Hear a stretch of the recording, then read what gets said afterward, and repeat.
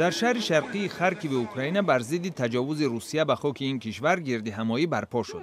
صدها نفر در نزد هیکل شاعر ملی تراس شوچنکو جمع شده از پرزیدنت روسیه ولادیمیر پوتین خواستند که از جنگ در کریم دست کشد.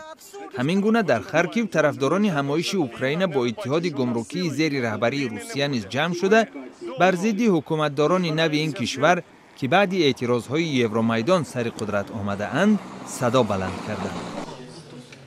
انجمن مسلمانان قرقیزستان مقصد حاجی تاقتامیشو را به مقام مفتی این کشور انتخاب نمود. نام برده از ماه ینور به این طرف موقتا وظیفه مفتی قرقیزستان را اجرا میکرد. مفتی پیشتره رحمت الله حاجی ایگامبردیو در نتیجه آشکار شدن روابط محرمانه‌اش از وظیفه برکنار شده بود. گروه‌های حامی حقوق بشر تاقتامیشو را مورد تنقید قرار دادند زیرا او فتوا صادر نموده همجنسگراها را محکوم کرده است. در یک گردهمایی اعتراضی در پایتخت افغانستان جمع شدگان طلب کردند که مقامات ورزش این کشور برای رشد کریکت بازی زنانه سرمایه و مکان تمرین فراهم آورند.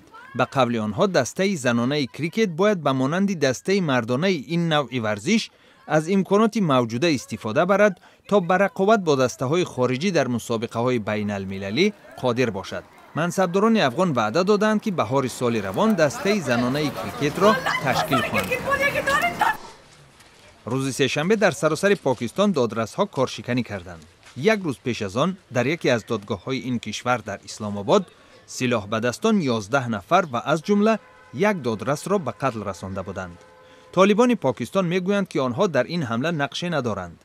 یکم مارس طالبان با هدف احیای مذاکرات صلح با حکومت پاکستان آتشبس یک ماهه اعلام کرده بودند.